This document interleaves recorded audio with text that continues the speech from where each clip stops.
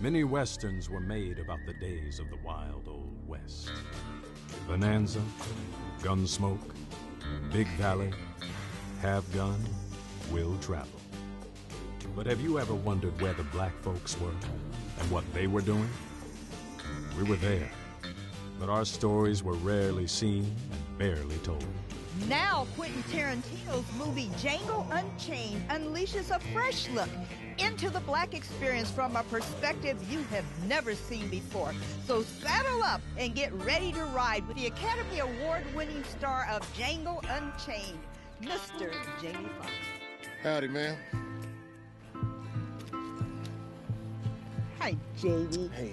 Thank you so much for insisting that TVOne present this special on what promises to be the most controversial movie of our time, Django Unchained. And thank you so much for doing it. And you know, you're the right person to do it. Shall we? We shall.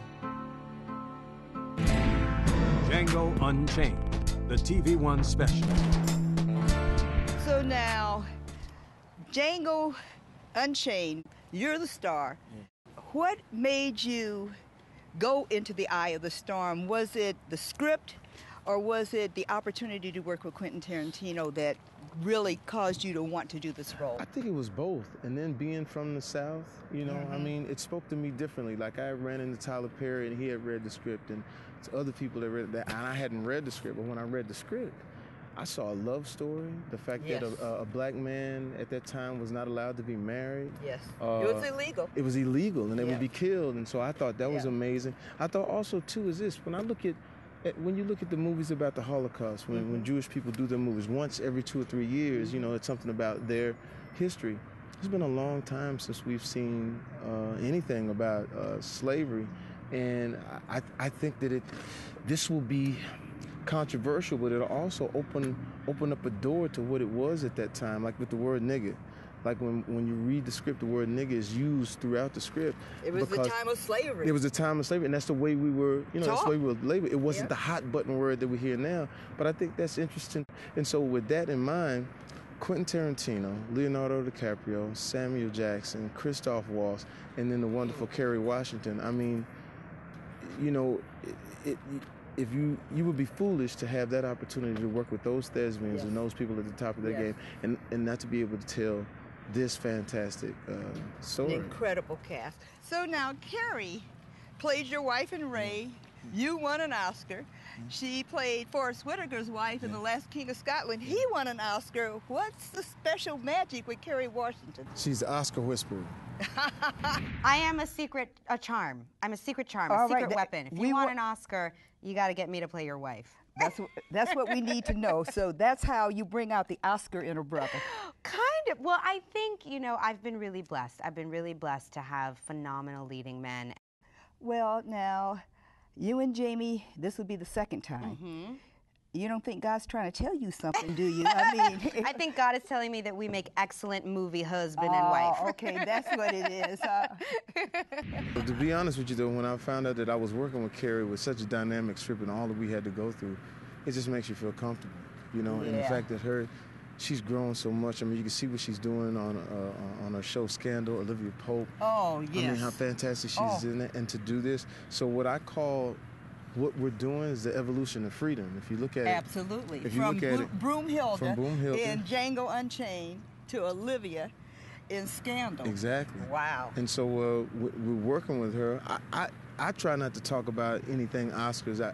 I just wanted to do a fantastic job at such a courageous script, you know, and all of the stuff that we had to get done. Talk to me about your cast. I mean, this is probably one of the best ensembles that's ever been put together for a major movie. I mean, you think about Christoph Waltz, who won the Oscar for *Inglourious Basterds*. When you look at Samuel Jackson, who's an absolute juggernaut when it comes to acting. And then Leonardo DiCaprio. Here's what was interesting about Leo. Who's a bad guy in this movie. He's a bad guy, but when he showed up, you know, everybody's in their mind, oh, here's a good-looking guy. He's got the models. He came and was so ready to work, and the performances that Quentin Tarantino got out of Leo. I mean, if we were going to talk Oscar talk, I mean, I don't see how him and Samuel Jackson aren't mentioned in that, because I mean these guys were, and they were playing tough characters. Yes. I mean, and at one point, Leo had a tough time saying the word, the N word, or saying the nigger word. He was like, buddy, I can't. And Samuel Jackson pulled him to the side and said, hey man, it's just another Tuesday for us. You know, so You're an actor. You're an actor, and that these two guys didn't look at it like how we're looking at it. They're looking at it like this is just another day. So now, race, sex, and politics always make tempers flare. Plus, you all have added now, Quentin Tarantino has put in extreme violence. Yeah. You think the combination might scare Oscar away? I'm not for sure, but like I said, I'll go back to this. Okay. We can't say we're doing this for Oscars, right. because what'll happen is you'll start doing your whole career for that. What I wanted to happen was to show the other side, to show some of the slaves that fought back, because I think the evolution of freedom is amazing. For me to play a slave, turn bounty hunter, and then goes and gets this girl, and then my next movie, I actually play the President of the United States. Exactly. So we're evolving. Do you think that this movie could possibly open sores and cause more of the polarization? I'll go a different way. Okay. I'll say it's Quentin Tarantino. You know how crazy he is, and there's going to be some entertainment, and he goes wild. I watched Quentin Tarantino preview this the clip at Comic-Con. And it was 9,000 people in the room, and there was about 3 black people in the room. And in the clip it says, kill white folk, get away with it, you know, Quentin Tarantino style. Yes. And 8,000 white people started screaming, yeah, kill us! Yeah, it's gonna be great! Oh, really? And it was like, because they understand that he is an entertainer. Wow, he is that's a director. amazing. So it's just look at it. I mean, it's like when they told me that was the clip that was playing, I said, we sure want to do that? And people really embraced it, and that was amazing. However, do you think there's any possibility that you could trigger a loony who says Jamie killed a couple dozen white folks? You know what? I don't even put those energies out there. I just look at it like this. Don't even put that in the atmosphere. No, I don't, because they know I'm a comic. The thing is that with a movie like this, there are going to be those hot button issues and everything, but some of it is going to be funny, in spite of all of the harsh things that goes on. So, you know, I always put like the best energy that I can out there, so people can just, you know, go to a different world. Was it hard for you to get into the mindset of being a slave and being chained? And that was tough. That was tough to be called nigger every day. And Kerry Washington and I would have we said our nigger shield, because they would say it and we roll it up, you know. And we, on purpose, wanted to hear that word over and over again so we would get used to it. And then what was even tougher was when we were in Shack Row in the plantation, and they were getting ready to give Kerry Washington lashes. And we were playing music in between, you know, music to sort of set the mood. And everybody knew that this was going to be the toughest part in the movie. And Kerry Washington actually asked to be last, to be whipped. I wanted that moment to be both real. I wanted to try to capture the unimaginable pain, but I also wanted to capture some of the dignity of who in the world could have survived this? What kind of internal strength allows you to withstand such external pain? But during that time, we played a song in Shack Row with speakers all around, and it was Fred Hammond. No weapons formed against me shall prosper. Wow. And while that played, one of the extras who had never been on a set before, she's standing with a child there, and her hands went up, and she started to testify to herself off in the distance. And when people saw that, people started to cry, including myself. And then I watched Quentin Tarantino, who was shooting it, and tears filled up in his eyepiece. Wow. And he said, I never knew. I said, yeah, man. I said, what's happening now is that the ancestors are speaking to all of us right now. So those were the tough things, but the moments that I really appreciated, because we don't do enough. So, Jane, I got a little bad news for you. After the second Oscar, I'm going to have to charge you for the third one. Okay, because there's a definite connection between you coming on TVOne and winning Oscars. What? So check your bank account and be prepared. I'm going to do that. Well, let's go to the barn. All right. Because my accountant... Up next, how will black audiences react to Django Unchained? I like the way you die, boy. Academy Award-winning filmmaker Quentin Tarantino gives us his take. No matter what you do in telling a slave story, you can't get worse than what they did. And later, the rap song Jamie Foxx wrote right on the movie set. Rick Ross, he comes onto the set. I watch Quentin and him interact. As I'm watching them, my mind clicks. And I said, Quentin, Rick, you should do a song for this soundtrack.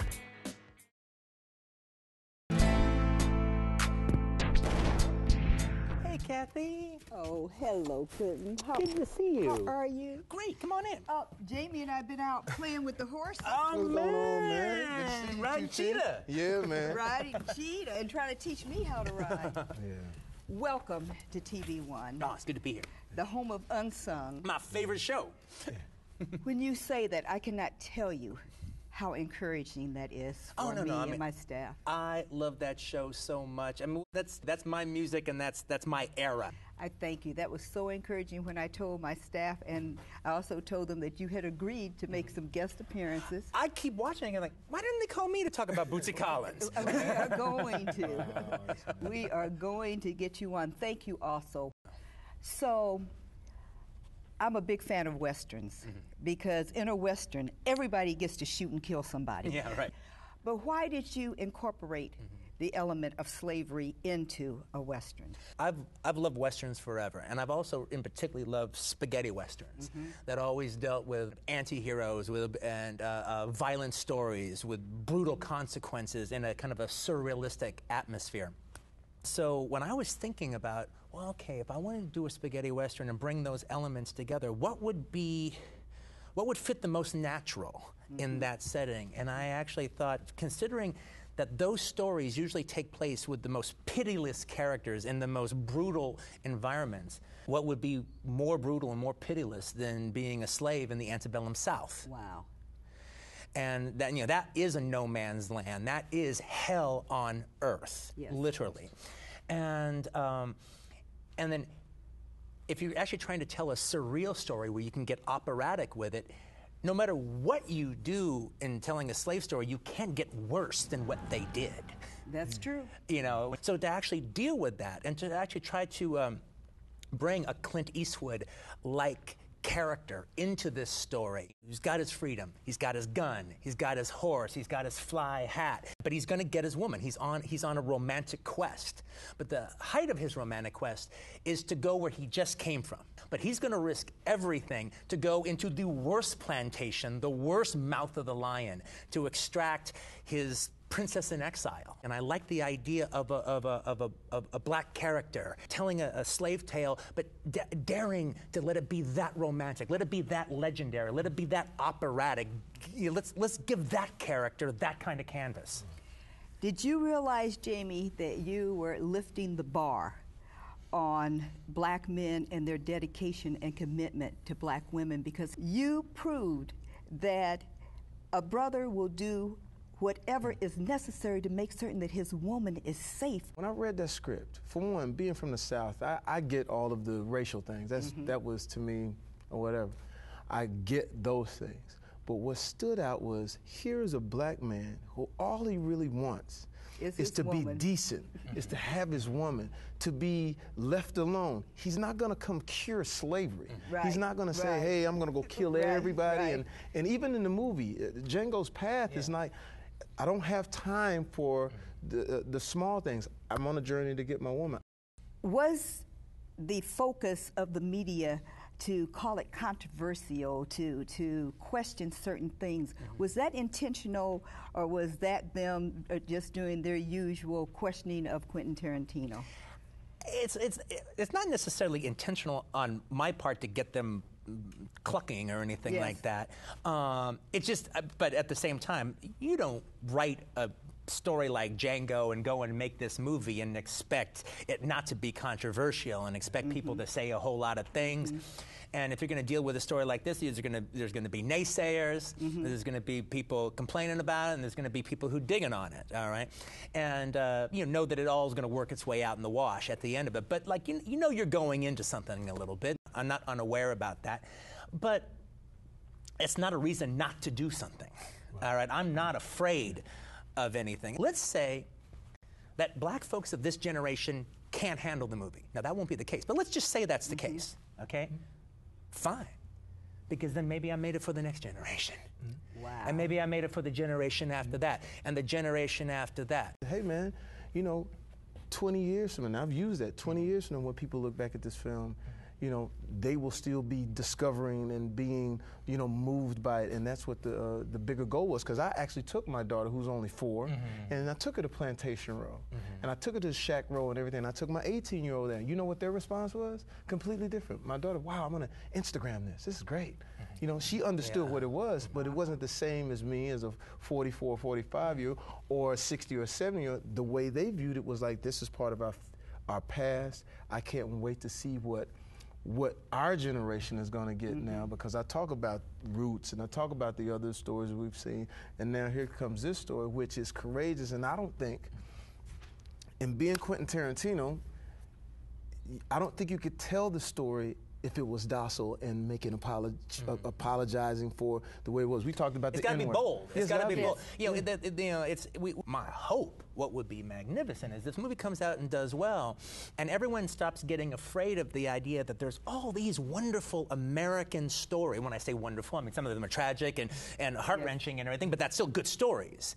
You know, this is an entire part of the American experience that has just been ignored. Right. Totally untold. Totally unsung. untold. Unsung, absolutely. Totally unsung. Right. When I talked to Reggie Hudlin, he was making such a valid point, which was that you have to reach people at the point where they are, and that young people, research has shown, have tried to distance themselves from slavery. He said, because of what you were saying, the way it's been presented to them. One of my #1 rules about this movie is we are not making a cod liver oil movie. Now people go, well, what do you mean cod liver oil movie?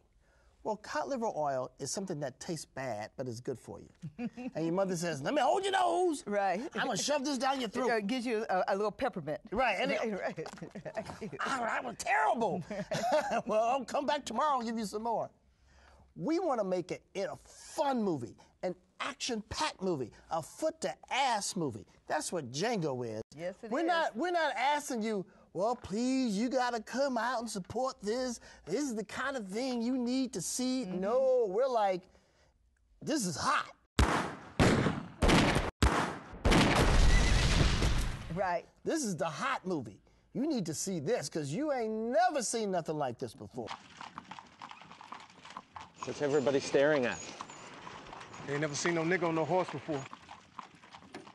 Using the idea of the Western story, the West, you know, even though it takes place in the South, using the Western archetypes, giving him a cool outfit, making this cool, iconic cowboy, making him legendary, making him mythic, and the situation's mythic with big villains, and you know, that's a way to tackle the story, because black folks deserve a mythic character. Coming up, the role that Samuel L. Jackson just couldn't refuse. So, do you have any problems playing that character? What, you mean, are you asking me, do I have any problems playing the most hateful black man in the history of cinema? No, I got no problem with that. And later, the scene that left Django's cast and crew in tears. It affected everybody. Everybody was in tears. Everybody was shaken by it. It's one thing for your characters to be on paper. It's another thing when you see that script come alive. Yeah, yeah. Were you touched emotionally once you saw those words come to life? Well, I mean, frankly, the things that touched me, like the things that got to me the most was setting these scenes that we did. I mean, it's one thing to write, there's 50 cotton pickers, slaves out in a field in the background as you ride up to Candyland, which is the name of the plantation that Django has to go to. It's another thing to put 50 black folks out there in the hot sun, and it was heart-wrenching.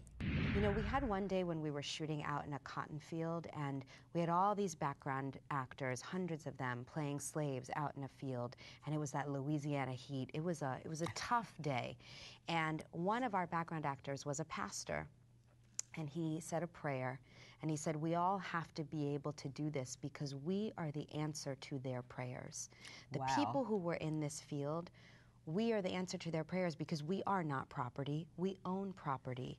We are not just labor. We have jobs. We can vote. We have families. We can marry. We have our freedom. And I think about that a lot in terms of Broomhilda and Olivia Pope, that as flawed as Olivia Pope is the answer to Broomhilda's prayers. So for me to be able to you're right. have both of these It's the characters, evolution. yeah, and they're on such opposite ends of the spectrum. In fact, there were days on set where things would be so tough and I'd be having such a hard time playing this character, and Jamie would say to me, "How you doing, Olivia?" to kind of remind me that I get to be both of these women right now, and that they are both such valuable parts of the story of who we are as Black women. You know, one of the first whipping scenes that we did, it affected everybody. Everybody was in tears. Everybody was shaken by it. I ain't gonna do it again. I ain't gonna do it again. And after this, we'll see if you break eggs again. But at the same time, we had like 3 days of that, and then there came Jamie's retribution scene, where he takes the whip out of the overseer's hand and beats his ass like a $3 mule, and not just a couple times. I mean, beats his ass. Right. Because of this loaded subject matter, and because of our obligation to do it right, and to do it both respectfully and painfully, but then also humorously at the same time. Not that there's humor in slavery, but there can be humor in your story, you know, and working all those elements into it.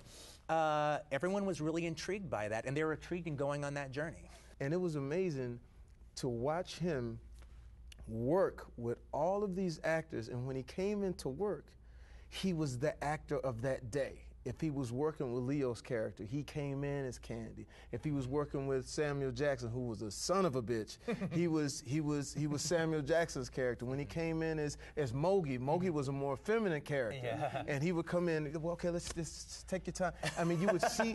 Cut! What are you doing? Exactly. You know what I'm saying? So you don't get a chance to do that in this business. And he also made the point, when we go to work on whatever it is we're going to work next, it's not going to be the same. It's not going to be the same experience, and we'll long for that. And it was true. You could ask any of the people that worked on my next movie, which was we had a fantastic experience, but it wasn't that experience. You were nervous. You didn't go to sleep at night because you knew Samuel Jackson was going to kick your ass all over the screen. You knew that Leonardo DiCaprio, who everybody thought, here's the good-looking guy with the models, and he came in and housed everything. Shut these goddamn dogs up! I cannot hear myself think! You knew Christoph Waltz was like this, the assassin.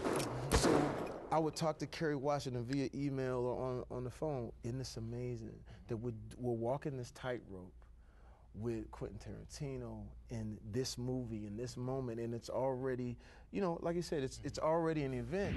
He called me actually when I was offered the role of Broomhilda, and I said, you know what, Jamie, let's just do this. Once a decade, let's get together and do some really important historical epic film and hopefully win you an Oscar. But even like talking to like Sam Jackson, because I called Sam on the phone to talk to him. You like working with him? Oh, too. I love working with him.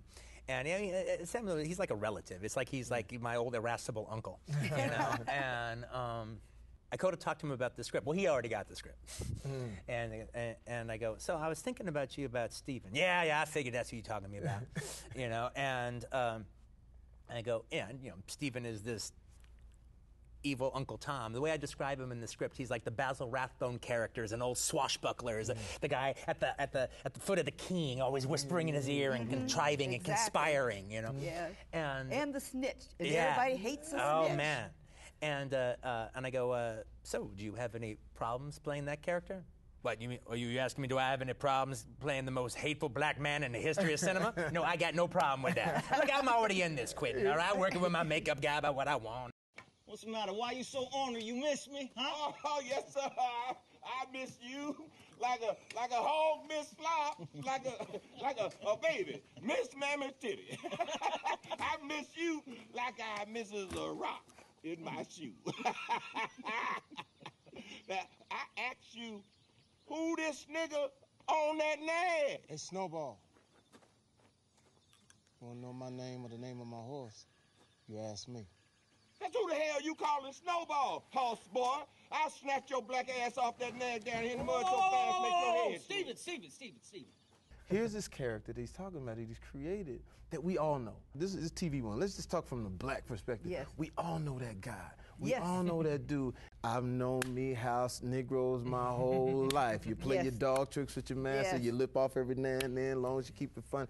I mean, that right there was like, out of all of everything, the difference is when that is seen, every black person in the world is gonna go, thank goodness, because we always shake our head and go, why do you even have to be that way? But that's the way it is. And now here it is in the biggest arena. Those words are being said, and and the way he writes was just perfect. So it was amazing. One of the things I've got to ask you and Mr. Fox about is the blue suit. Yeah. I'm like the slave girl that said, you actually picked that suit yourself? You know what? Slave. Brown, tan, all your life. No color. No color. No color. Finally, this guy goes into this room, and that man says, "You have free decisions." When his whole life, every decision was made for him. You couldn't even put your own clothes on. Now he goes in and put the clothes on. I need this. I need I don't even know what, he probably don't know what teal blue was. I need the super electric teal blue, and that's his thing. And if you look at our culture, black people have this thing. We want you to know. We want you to know we're free. We want you to know when I get a Mercedes, I can't drive the Mercedes off the lot unless I get the rims on it. That's true. Unless I get the tint on it. And then I said, I need the Doom. And people's like, Doom? I said, yeah, Doom, the radio. Doom, doom, doom, doom, doom, doom.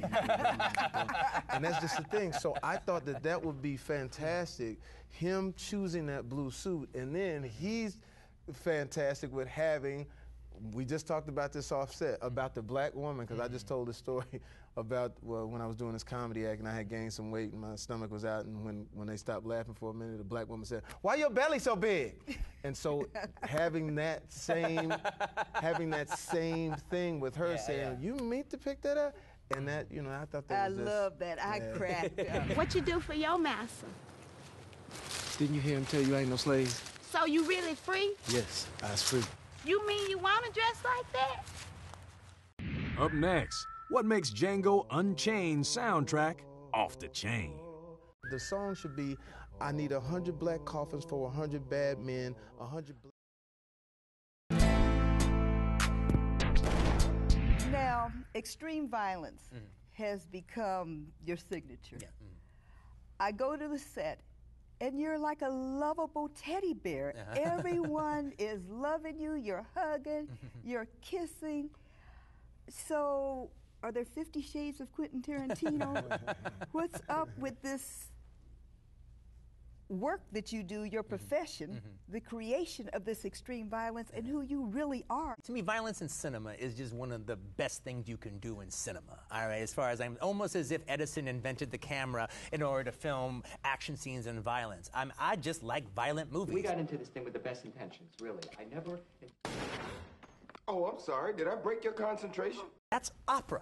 That's huge and that's big. You're trying to get the heartbeat up of the audience. Yeah. You're trying to get the excitement. That's why you use I'm trying to, and also you're even using a sexual metaphor. I'm trying to get them off, too, at the same time. I'm trying to bring them to a certain place. I'm trying to bring them to climax, And then to do that, stop for a second, then take it back again. I'm not trying to get dirty on it, but I actually, I do use sexual metaphors when it comes to those scenes because they're supposed to affect you that way in the theater. Yeah. You started off in the business as an actor. You do cameos. I was blown away to see Franco Nero sit there with Jamie Foxx. That was cinema history, the right? very first Django. Yeah. That's amazing. And it was as if you were saying to the audience, this is where Django started, and this is where he is now. Yeah. What's your name? Django. The D is silent. It was also me giving a respectful tip of the hat to Franco, and it was Franco giving a respectful tip of the hat to Jamie. I want to talk to you about music. I was surprised when you told me, I asked you how you created, how you envisioned, and you told me everything starts with music with you. Yeah. Well, once I come up with an idea for a story I think I might do, and I'm going to explore it a little bit, I have a vinyl room in my house, and it looks like a used record store, all right, with bins and everything broken down into categories. Oh, really? Yeah, and I go through it, and what I try to do is basically I'm finding the soundtrack to the movie. I'm finding the rhythm and the pace of the movie. You know, with the opening credits, the closing credits, any music thereof, whether it's soundtrack albums, whether it's popular music, popular songs. Once I actually find kind of the rhythm, the beat of the film, what I'm thinking about there, then it's like, okay, now I can get a little bit more serious about this. I have a bit of a soundtrack going on. I have some of the inner emotions and the inner rhythm that the movie has to work towards. But you have a special attraction and appreciation of rhythm and blues. Oh, absolutely, absolutely.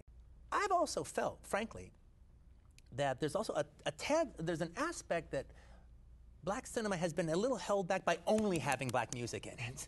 That it could open up more, and everything doesn't have to be rhythm and blues. Everything doesn't have to be hip hop in it. And I got enough of that in it. Just because it's black. Yeah, exactly. It can have a broader view. It can open itself up more. Like what was interesting about Django when you did the first trailer, what was amazing was we heard Johnny Cash, "There ain't no grave that can hold my body down."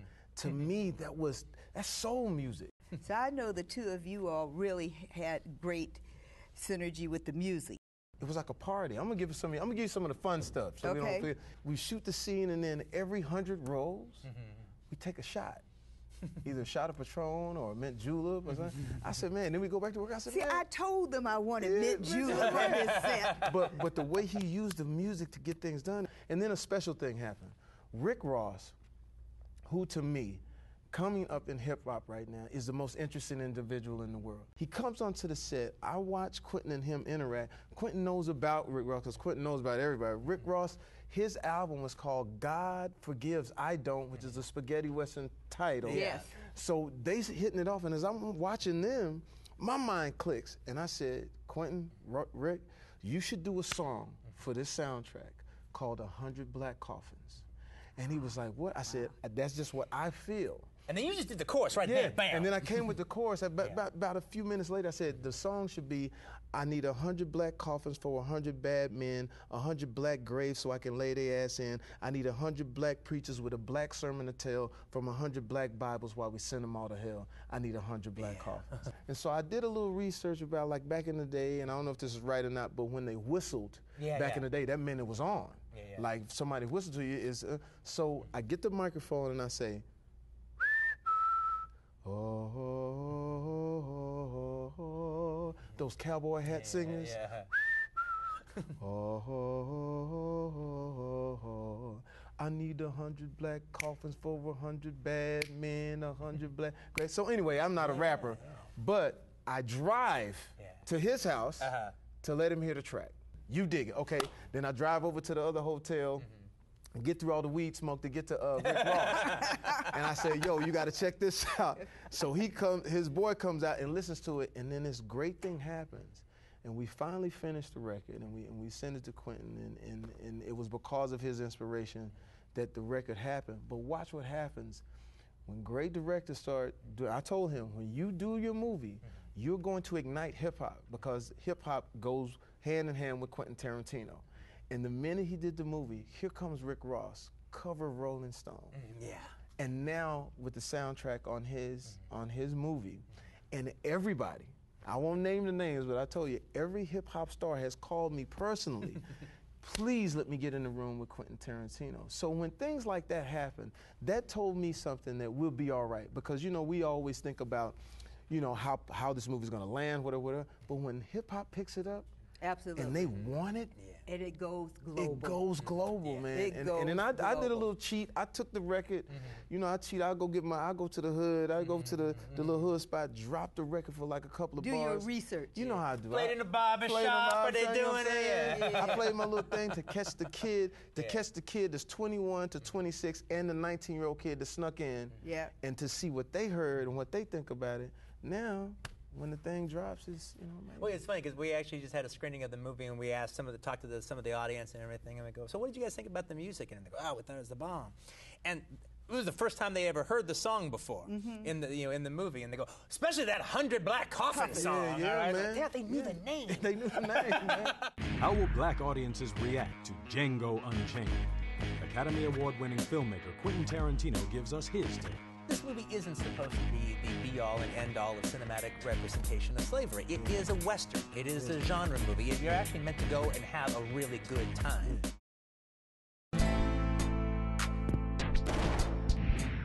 Django Unchained certainly is a movie for everybody. But if by some quirk it becomes the most popular film of all time with African Americans, but is not popular and alienates your white fan base, would that matter to you? Well, with the scenario you just described, that wouldn't be so bad. All right, with the scenario you just described, that wouldn't be so bad. I don't think that's going to be the case. I think my fan base is going to love it. All right, my fans, I'm not worried about. I've seen it. My fans, I'm not worried about. There will be black critics of the movie. All right, there's going to be some black critics who are going to be that are going to be a little tough on the movie, and that's okay. That's all good. All right, the movie can handle it. On things like the use of the word nigger. Well, I mean, to me, that's almost silly, considering that was the word of the day in the parliament. Exactly. Yeah, but nevertheless, but that doesn't mean they ain't going to be out there saying it.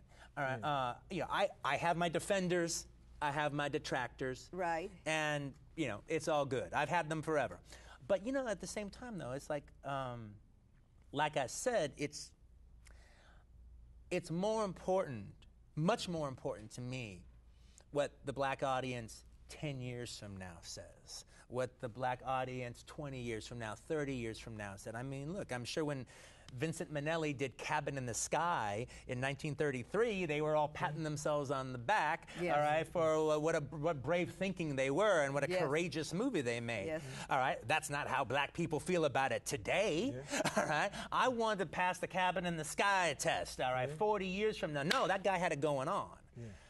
And I've met some people who are critical about the whole project, and I said, and my joke to them is like, you know what, your kids are gonna love it. You find yourself having to defend it? Nah, look, I would say this: if it was Tony Tarantino and Johnny Fox and Billy DiCaprio, we would have a problem. If Quentin Tarantino decides to do whatever the movie is about aliens, whatever like that, people are gonna go see it. Absolutely. Okay, Spike Lee. That's I've always enjoyed Spike Lee and been a fan of his since I was a kid, but I wasn't in Hollywood. And I know that Spike Lee could be vocal about things, and it could be in a negative way. I'm at an award show. I don't remember what the letters were of the award show, but I'm glad that you don't remember that. But as I'm at the award show, the trailer plays. Yeah. I'm coming out of the restroom.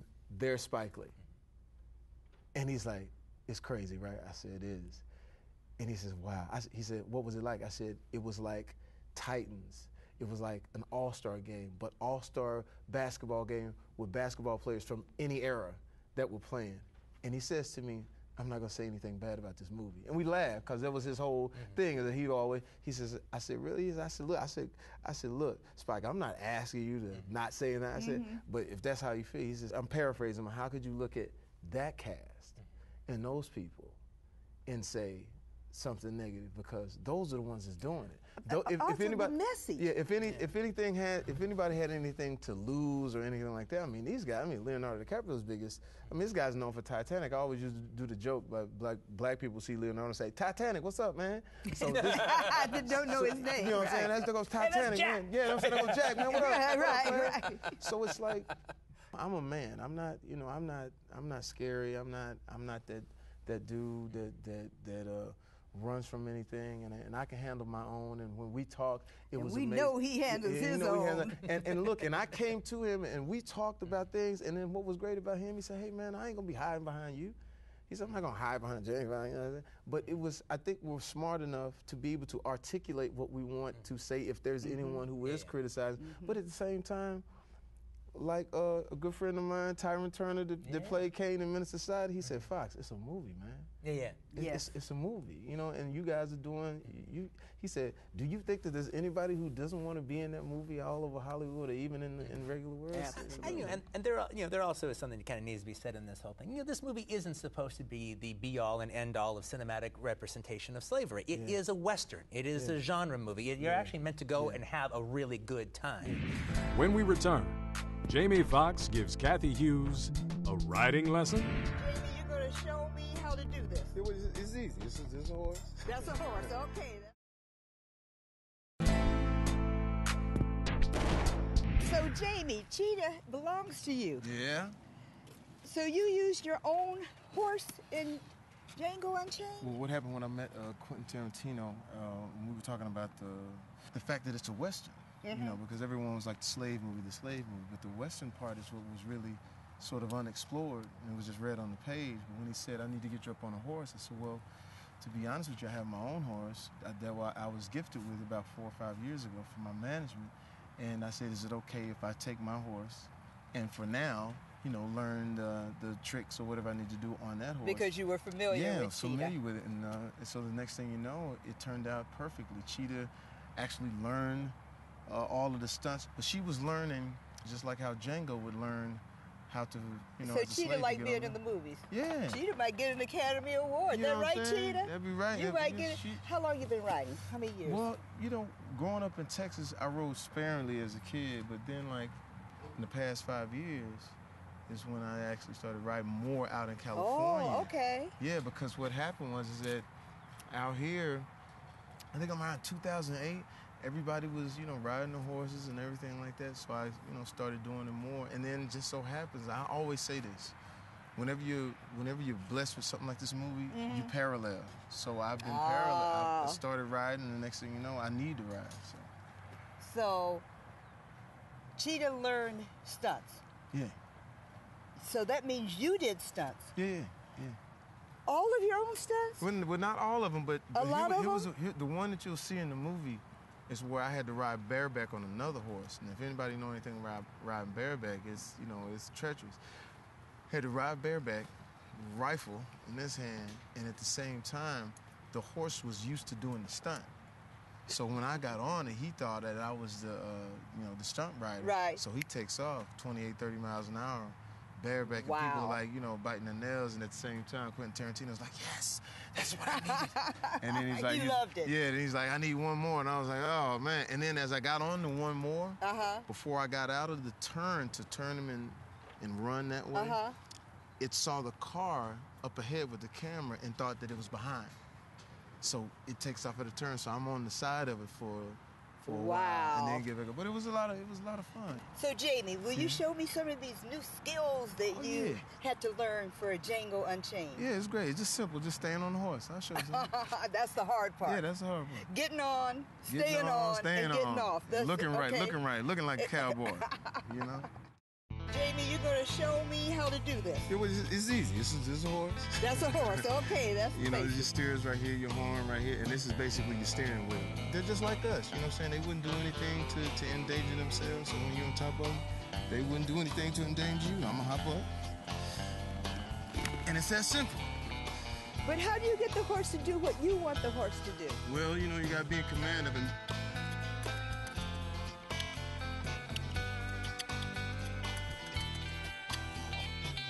See? Come on, it's your turn now. Right. We got your horse. Let's go get it. Yeah, well, okay, let's go get my horse.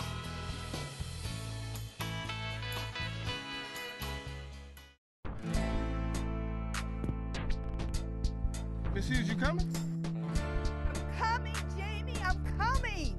Come on, Norman. You're kidding me right now. Come on. You got to get on that thing. We rolling, Jamie. That's how we gonna do it.